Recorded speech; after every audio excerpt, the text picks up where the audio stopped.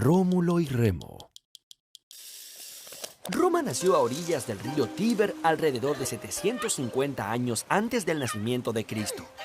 En aquella época había varias ciudades griegas que se habían asentado a orillas del mar en la península itálica. Entonces, Roma, que todavía era muy pequeñita como un niño recién nacido, comenzó a crecer imitando el modelo de estas florecientes ciudades-estado griegas. Tal fue la influencia que ejercieron las ciudades griegas sobre ellos que los romanos aseguraban ser descendientes de héroes de la guerra de Troya. ¿Recuerdan? ¿Aquiles y Héctor?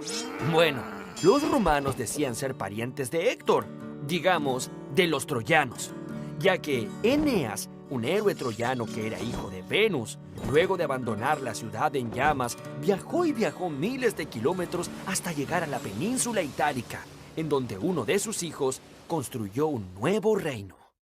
Rómulo y Remo eran unos hermanos gemelos y descendientes de Eneas. Hola, hola. Y por lo tanto, cuando fueran grandes, tendrían derecho a reclamar ese reino. Así que para evitar esto, su ambicioso tío, el rey Amulio, decidió abandonarlos dentro de una canasta a la orilla del río Tíber. Entonces una loba llamada Luperca descubrió a los dos niños recién nacidos y los amamantó como si fueran sus propios hijos. Cuando Rómulo y Remo crecieron, quisieron fundar una ciudad, pero intentando poner los límites de esa ciudad, los dos hermanos se pelearon y Remo murió. Así fue como Rómulo se proclamó fundador y primer rey de Roma.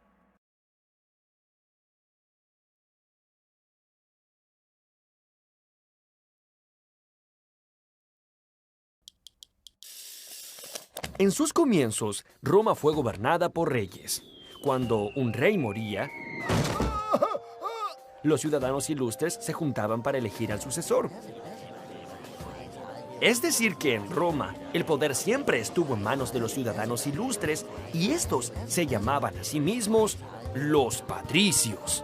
Los patricios eran ciudadanos que pertenecían a las familias más antiguas de la ciudad.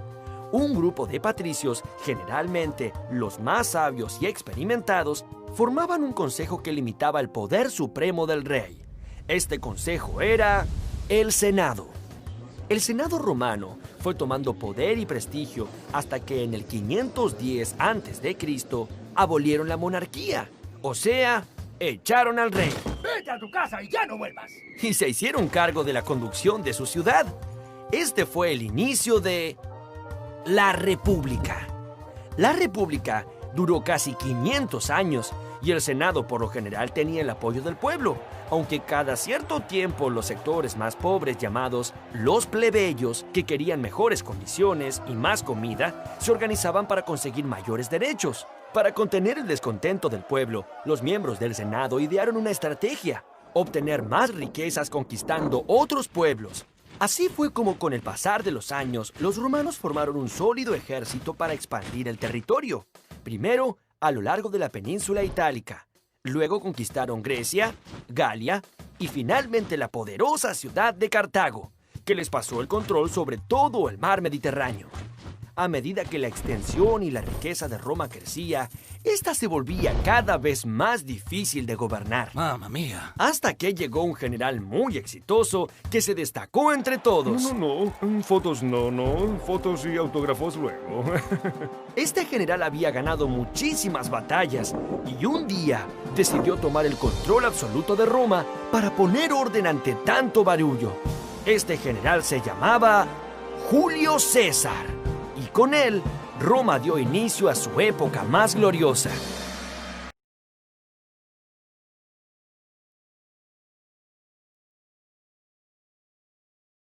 ¿Cómo vivían los romanos?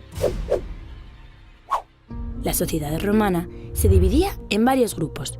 Los patricios eran los nobles, tenían mucho poder, eran políticos y militares, hombres ricos y poderosos.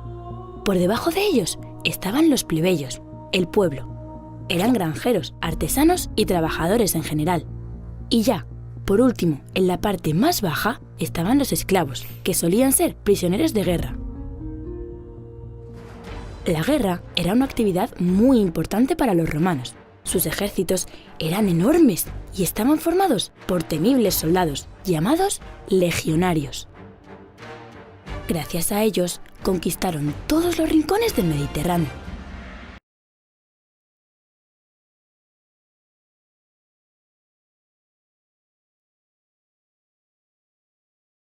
Los romanos nunca se conformaron con el territorio que tenían. Siempre querían más y más y más. Esta ambición se pudo llevar a cabo solo gracias a la formación del ejército más poderoso del mundo. Para ello, tomaron el ejemplo de Alejandro Magno, el gran conquistador de Macedonia. ¿Recuerdan? Sí, así fue. Sus soldados empleaban la famosa formación tortuga que le había dado tan buenos resultados a Alejandro. ¡Formación tortuga! ¡Hip, hip, hip!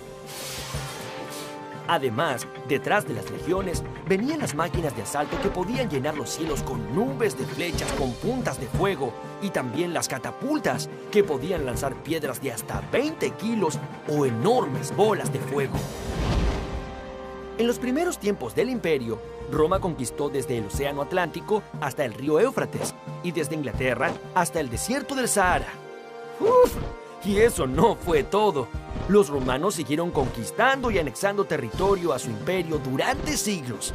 La mayor extensión de este imperio se alcanzó en el siglo II después de Cristo durante el gobierno de los emperadores Claudio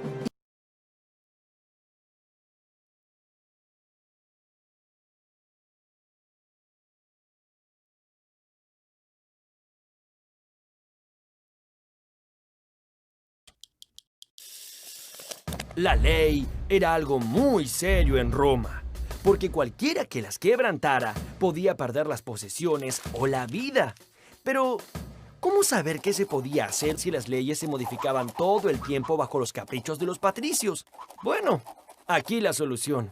Los plebeyos exigieron que se establezca un código en el que se graben todas las leyes y sus respectivas modificaciones. Este código de normas es lo que hoy se conoce como el derecho romano. En la actualidad, todos los países del mundo toman como base al derecho romano antes de proclamar una ley.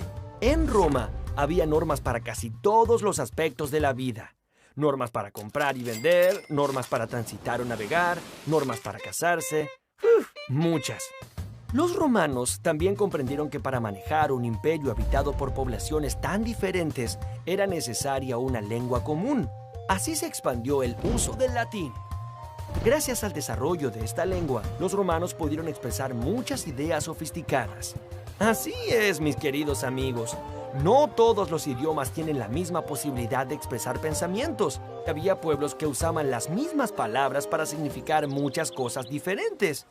Todos esos pueblos de lenguas primitivas eran llamados bárbaros, ya que lo único que los romanos lograban comprender era un constante Bla, bla, bla, bla, bla, bla, bla, bla. Oye, no entiendo nada. Para los romanos, dominar el idioma latino era sinónimo de ser una persona civilizada. Del latín derivan un montón de idiomas que hoy conocemos, como por ejemplo el castellano, Buen día. el francés, Bonjour. el portugués, Bon dia. el rumano Buona. y por supuesto el italiano. Ci vediamo, caro mio.